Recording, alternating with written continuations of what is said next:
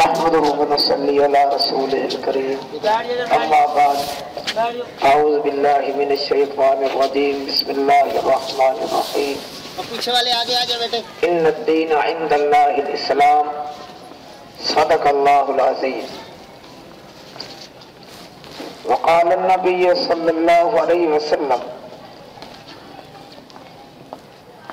الدین النصیحہ او کما قال علیہ الصلاة والسلام سبحان ربک رب العزت عما یصفون وسلام علی المرسلین والحمد للہ رب العالمین. کہ محمد سے وفا تو نے تو ہم تیرے ہیں، یہ جہاں چیز ہے کیا لوح و قلم تیرے ہیں. حضور آئے تو سر آفرینش پا گئی دنیا، اندھیروں سے نکل کر روشنی میں آ گئی دنیا. ستے چہروں سے زنگ اترا، بجھے چہروں پہ نور آیا. حضور آئے تو انسانوں کو جینے کا شعور آیا. آفا کہا گردیدہ ام مہر بتا ورزیدہ ام، بسیار خوبہ دیدہ ام مگر تو چیز دیگری. حسن یوسف دم عیسیٰ ید بیزاداری، آنچ خوبہ ہم دارد کہ تو تنہا داری. ہزار بار بشوجم دہنے پہ مشک و گلاب، ہنوز نام تو گفتن کمال بے ادبیست. عزیز طلبہ، محترم اساتذہ کرام، اللہ رب العزت کا احسان ہے کہ جس نے سب سے پہلے ہمیں انسان بنایا پھر مسلمان بنایا. یہ اسلام والا بہت بڑا احسان ہے. ایسے لوگ بھی دیکھے ہیں جو ڈاکٹر ہیں، انجینئر ہیں، لیکن اسلام سے دور ہیں. اسلام والی دولت ان کے پاس نہیں ہے. یہ یعنی سمجھ والی بات نہیں ہے کہ وہ تو بہت عقل دانا آدمی ہے. عقل دانا وہی ہے. خواجہ نظام الدین اولیاء رحمت اللہ جب علیل ہو گئے، بے ہوش ہو گئے، پہلے مریدین کہتے رہے حضرت فلاں ہندو جو ہے وہ بہت حاذق حکیم ہے، بڑا سمجھدار حکیم ہے، آپ اس سے علاج کروائیں. حضرت نظام الدین اولیاء رحمت اللہ نے فرمایا نہیں، میں اسے علاج نہیں کرواتا. جب یہ ہوش ہو گئے تو مریدین لے کے چلے گئے کہ علاج کرنے میں تو کوئی حرج نہیں، کسی سے کر لے. تو علاج معالجہ ہوا. جب حضرت جی کو ہوش آیا، دیکھا تو اس کے کلینک پہ فرمایا بھئی آپ نے تو بڑی زیادتی کی، مجھے یہاں لے آئے. چلو حکیم صاحب سے پوچھا بھئی آپ نے یہ حکمت کہاں سے لی ہے، دانائی کہاں سے لی ہے؟ اس نے کہا جی کچھ تو میں نے سیکھا ہے اور ایک بات میں اپنے نفس کے خلاف کرتا ہوں، یعنی میں ایک مجاہدہ بھی کرتا ہوں. جیسے ہمارے اللہ والے مجاہدہ کرتے ہیں اسلام کی شرائط کے مطابق، دن رات اللہ اللہ اللہ کرتے رہتے ہیں دین کے لیے. اللہ تعالیٰ ان کو ایک خاص مقام عطا کرتے ہیں. اس نے کہا جی میں ایک مجاہدہ کرتا ہوں کہ میرا اگر دل چاہتا ہے کہ ٹھنڈا پانی پیوں تو میں گرم پیتا ہوں. میرا دل چاہے کہ گرمی ہے میں چھاؤں میں بیٹھ جاؤں، میں دھوپ میں بیٹھتا ہوں. اچھا، میں اپنے دل کی بات نہیں مانتا. تو حضرت جی نے فرمایا یہ بتا اب تیرا دل چاہتا ہے کہ تو مسلمان ہو جائے؟ کہ جی نہیں، میرا دل تو نہیں چاہتا. فرمایا پھر اس کے بھی خلاف کرو. تیرا دل نہیں چاہتا مسلمان ہو تو اس کے خلاف کر، تو مسلمان ہو جا. تو اس نے کلمہ پڑھ لیا. حضرت جی نے فرمایا تو نے میرا جسمانی علاج کیا، میں نے تیرا روحانی علاج کیا. یعنی دانائی وہی ہے کہ جو اللہ رسول کو مان لے، یہ دانا آدمی ہے. وہ دانا آدمی نہیں جو اللہ رسول سے دور ہو جائے. تو اللہ نے ہمیں یہ اسلام والی دولت دی ہے.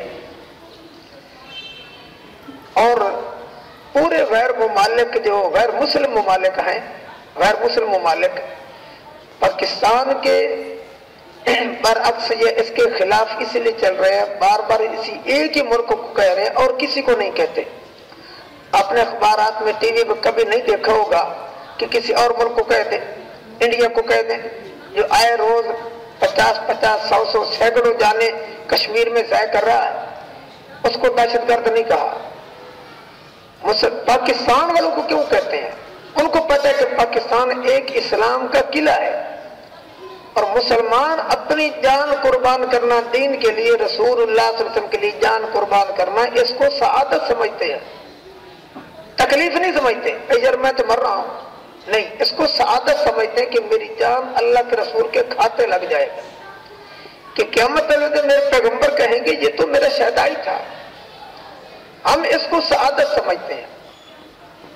بیٹے ہم نے ایسے مسلمان ہم نے دین کے مطابق زندگی گزارنی ہے اور دین کے مطابق ہر کام کرنا ہے۔ ان الدین عند اللہ الاسلام، اللہ کے ہاں جو دین پسندیدہ دین ہے وہ اسلام ہے۔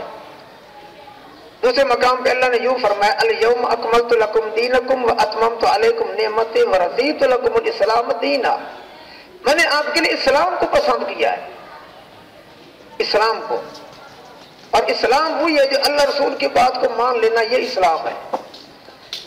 اسلام میں کوئی سختی نہیں ہے۔ مثلا ایک آدمی بیمار ہے، روزے نہیں رکھ سکتا، نہ رکھے، جب صحت مند ہو جائے پھر روزوں کی قضائی کر لے۔ ایک آدمی بیمار ہے، ڈاکٹر صاحب نے کہا اگر وضو کرے گا تو ہاتھ شل ہو جائے گا، فالج ہو جائے گی، شریعت کہتی ہے کہ نہیں، وضو نہ کرے، تیمم کر لے۔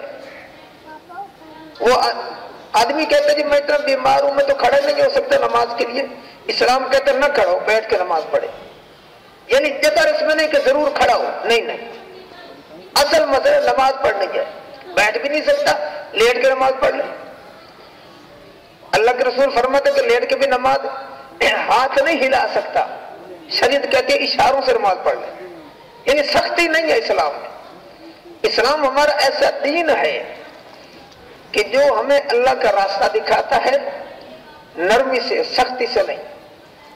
ہمارا اسلام یہ کہتا ہے کہ کوئی ہندو اگر مل جائے آپ کو بازار میں، اس کے گریبان پڑھ کے 2 تھپڑ کلمہ پڑھ لے، نہیں، ایسے نہیں کہتا، اخلاق سے کہو، اگر وہ مان لے ٹھیک ہے، نہیں مانتا اس کی مرضی ہے، ہم نے اس کے سامنے اسلام کی حقانیت رکھ دی ہے۔ تو بیٹے جو خاص مسئلہ ہے وہ یہ ہے کہ جو ہمیں متنبع کیا گیا ہے کہ کل جیسے 14 فروری ہے، 14 فروری کو ایک یہودی آدمی نے یہ رواج نکالا تھا کہ لوگ ایک دوسرے کو پھول دیتے ہیں محبت کے لیے، آپ بھی دیتے ہوں گے، شاید پہلے دیتے رہے ہیں، یہ ایک یہودی نے کام کیا تھا، یہ شریعت نہیں ہے۔ تو ہم نے ایسا کام نہیں کرنا کہ جو ہمارے پیغمبر نے نہ کیا ہو، کسی اور نے کیا ہو، ہم نے وہ کام کرنا ہے جو ہمارے پیغمبر نے کیا ہو۔ میرے پیغمبر صلی اللہ علیہ وسلم کی فرمایا کہ 3 قول ہیں، ایک حدیث یہ ہے کہ وہ دین ہے کہ میرے پیغمبر صلی اللہ علیہ وسلم نے حکم کیا ہو، دوسری حدیث میں ہے کہ میرے پیغمبر صلی اللہ علیہ وسلم نے منع کیا ہو، تیسرا حکم بھی نہیں کیا، منع بھی نہیں کیا، ایک کام آپ کے سامنے ہو رہا ہے، آپ خاموش سے بیٹھے رہے، یہ بھی دین ہے، یعنی میرے پیغمبر نے تصدیق کر دی ہے۔ تو ہم نے وہ کام کرنا جو ہمارے پیغمبر نے کیا ہے، یہودیت والا کام ہم نے نہیں کرنا۔ یہودیت، عیسائیت، مرزائیت، نصرانیت، یہ اسلام کے منافی ہیں، یہ اسلام کے مخالف ہیں، ہم نے ان کی بات نہیں ماننی۔ آج ہم انہی کی بات مان رہے ہیں۔ میں اکثر کہا کرتا ہوں ہماری لائن یہ کینیڈا، لندن، برطانیہ، چائنا، انڈیا سے اور امریکہ سے ملتی ہے، ہماری لائن مدینہ سے کیوں نہیں ملتی؟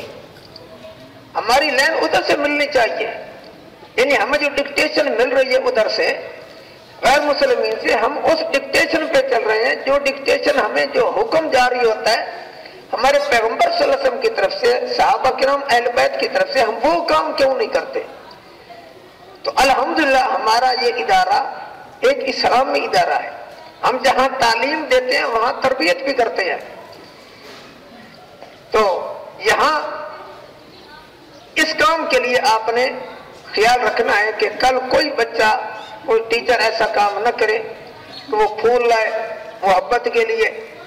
بھائی پھول میں کوئی یہ قدغن نہیں ہے، اس میں کوئی منع نہیں ہے، اب آگے پیچھے پھول دیں، یعنی آج کسی دوست کو ملیں ٹھیک ہے، اس کل سے بعد ملیں، محبت کریں، اخلاق، اسلام کہتا ہی یہ ہے کہ مسلمان آپس میں محبت کریں۔ المسلم من سلم المسلمون من لسانہ ویدہ مسلمان ہے ہی وہی جس کے ہاتھ اور زبان سے دوسرا مسلمان محفوظ ہے. اور ایک حدیث میں آتا ہے حضور صلی اللہ علیہ وسلم فرماتے ہیں المسلم اخو المسلم، مسلمان تو مسلمان کا بھائی ہے. اور مسلمان ایسے ہے جیسے یہ پورے وجود کے لیے سر ہے. تو اس لیے بیٹے، لیکن کل کے لیے ہمارے ادارے کے ایم ڈی ماشاءاللہ یہ پکے دیندار ہیں، انہوں نے سختی سے منع کیا کہ جو ایسے کرے گا تو اس کو سزا بھی ملے گی. تو یہ یہودیت والا کام ہے. جیسے ہندو یہ انڈیا والے اپنا ایک وہ خاص دن مناتے ہیں کہ اس دن کو وہ یہ بالکل یلو لباس پہنتے ہیں. تو ایک کتاب میں لکھا ہے کہ بزرگ آ رہے تھے تو ان کا وہی دن تھا ہندو کا. وہ بزرگ جو ہے نا پان کھایا کرتے تھے. ایک گدھا کھڑا تھا تو گدھے کو ایسے خطاب کہ بھیا تو نے آج اپنی رنگت تبدیل نہیں کی، ہندوؤں کا یہ دن منایا جا رہا ہے. اس پہ تھوک دیا، وہی تھوک اس پہ پڑی پیلے کلر کی. تو رات کو خواب میں دیکھا کسی نے کہا کہ کیا تو بھی ہندو بن گیا ہے؟ یعنی یہ کام کرنا بھی تیرے لیے غلط تھا کہ جائے کہ ہم اس کی شکل بنائیں. میرے پیغمبر صلی اللہ علیہ وسلم فرماتے ہیں کہ جو آدمی کام جو کرتا ہے قیامت والے دن جب مر رہا ہے، اس کام میں مرا ہے، قیامت والے دن اسی کام میں اٹھایا جائے گا. ایک حدیث میں آتا ہے من تشبہ بقوم فہو منہ، جس کے ساتھ اپنی شکل ملاتا ہے قیامت والے دن اسی کے ساتھ اٹھایا جائے گا. تو بھئی ہم اگر ایسے کام کریں تو ہمارا یہ کردار، ہمارا یہ عمل، یہ دلیل ہوگا کہ ہم یہودیت والا کام کر رہے ہیں. اور قیامت والے دن اللہ نہ کرے اللہ ہمیں یہودیت کے ساتھ اٹھائے، ہمارا حشر ان کے ساتھ ہو تو کیا حشر ہوگا ہمارا. اس لیے تو ہم یعنی ایسا کام نہیں کرنا چاہتے. یہ مورخین نے لکھا ہے سیدنا فاروق اعظم رضی کے زمانے میں ایک آدمی پہ الزام لگا کہ اس نے اپنے مالک کو قتل کیا ہے.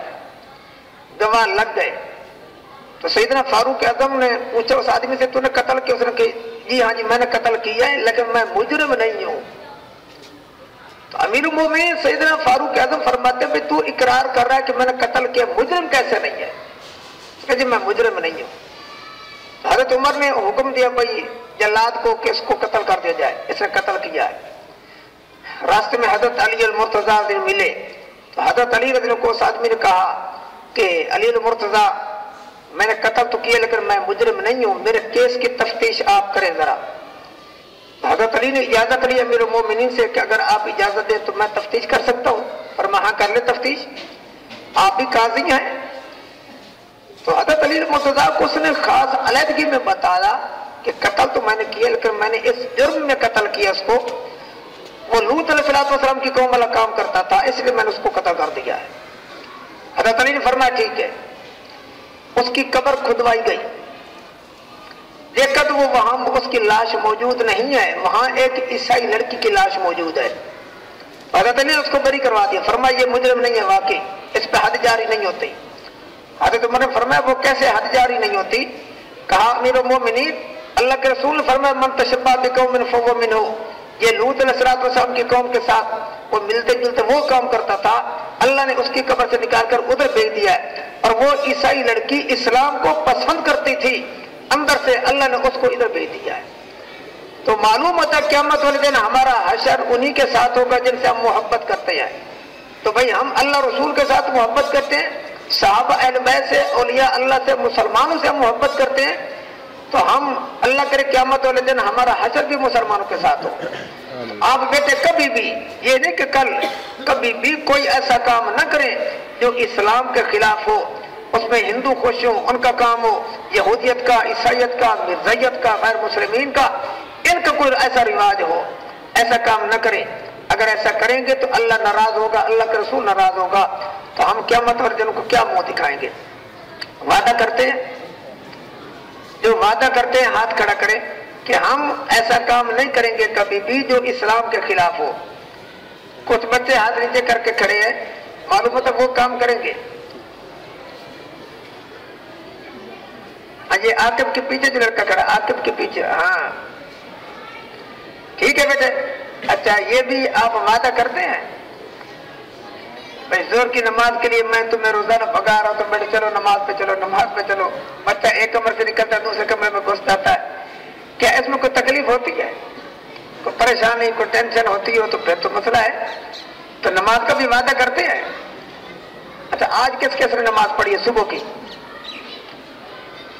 माशाअल्लाह भाई, सिर्फ सुबह की नमाज नहीं पढ़नी, पांचों नमाजें पढ़नी है। मोमिन पांचों नमाजें पढ़नी है, ठीक है। कुछ लोग ऐसे सिर्फ ईद वाले दिन नजर आते हैं, कुछ लोग ऐसे सिर्फ जुम्मा पढ़ते हैं, कुछ लोग ऐसे भी हैं जो सिर्फ सुबह की नमाज पढ़ते हैं। लेकिन अल्हम्दुलिल्लाह अक्सर वो हैं जो पांचों नमाजें पढ़ते हैं। एक ईसाई पादरी की बात लिखी हुई थी, उसने कहा जी हमारी इंजील में लिखा हुआ कि मुसलमान उस दिन पूरी दुनिया पर गालिब आ जाएंगे जिस दिन जितने नमाजी इनकी जुम्मा की नमाज पर हैं उतने नमाजी सुबह की नमाज पर हो, उस दिन पूरी दुनिया पर गालिब आ जाएंगे। लेकिन ये नहीं हो रहा अभी। इन अगर जुम्मे की नमाज में 500 आदमी है तो सुबह की नमाज में 50 आदमी होता है। 500 न पूरा होगा न ये हमारा तफावत खत्म होगा। अल्लाह ताला भाई हमें अमाल साले की तौफीक अता फरमाए, हमें जिंदगी इस्लाम के मुताबिक गुजारने की तौफीक अता फरमाए। वमा अलैना इल्लल बलाग। सब्सक्राइब करें हमारे चैनल किताब जिंदा को और बेल आइकन को दबाएं लेटेस्ट वीडियोस देखने के लिए।